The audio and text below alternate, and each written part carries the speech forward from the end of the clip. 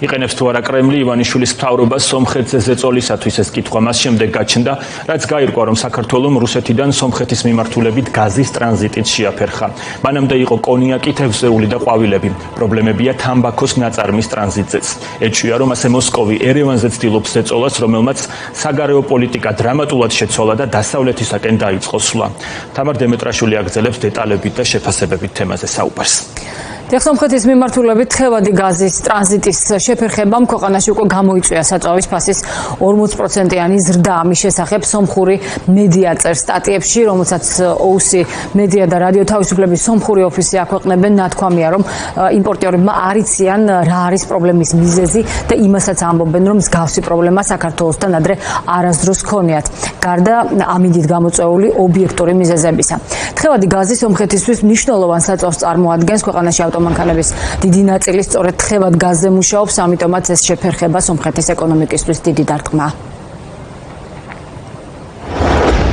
იმპორტიორები აცხადებენ, რომ ფასის ზრდა გამოწვეულია საქართველოში იმპორტის დაბრკოლებებით. მათი ინფორმაციით, ორშაბათის მონაცემებით, საქართველოს საზღვარზე 8-9 დღის განმავლობაში საწვავის გადამზიდი თითქმის 500 სომხური სატვირთო მანქანა იყო ჩარჩენილი, რომელთაგან თითოეულს დაახლოებით 22 ტონა საწვავი გადაჰქონდა.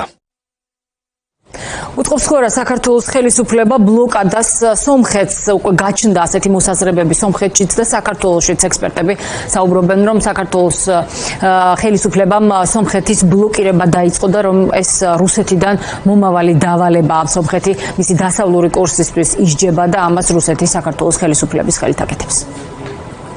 რა თქმა უნდა, სომხეთში ამას აფასებენ როგორც პოლიტიკურად მოტივირებულ ბლოკადის მაგვარ, ასე ვთქვათ, მიდგომას საქართველოსთან, რომელსაც უკავშირებენ რუსეთის გავლენებს. რუსეთი მათი შეფასებით ახდენს წნეხს სომხეთზე, სწორედ საქართველოში მათი ხელისუფლების და რუსი ოლიგარქი ივანიშვილის მეშვეობით და რა თქმა უნდა, სომხეთისთვის, მისი ეკონომიკისთვის ეს კრიტიკული საკითხი არის. საქართველოსა და სომხეთის პარტნიორულ ურთიერთობებს კავკასიაში ალტერნატივა არ აქვს.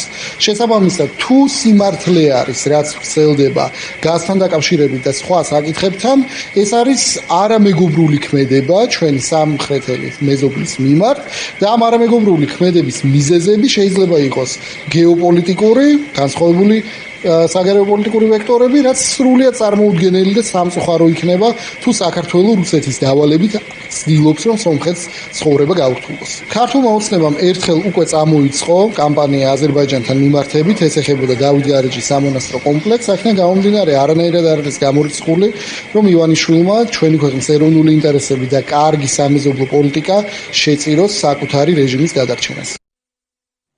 თხევად გაზთან ერთად დღეს ცნობილი გახდა, რომ შეფერხებულია ქვეყნიდან სიგარეტის ექსპორტიც. მანამდე აქ შეფერხება შეეხო სომხურ კონიაკის, ყვავილების და თევზის ექსპორტს. ჩვენ უკვე მივმართეთ შემოსავლების სამსახურს, ველოდებით ოფიციალურ პასუხს რა გახდა თხევადი გაზის ცისტერნების შეფერხების მიზეზი.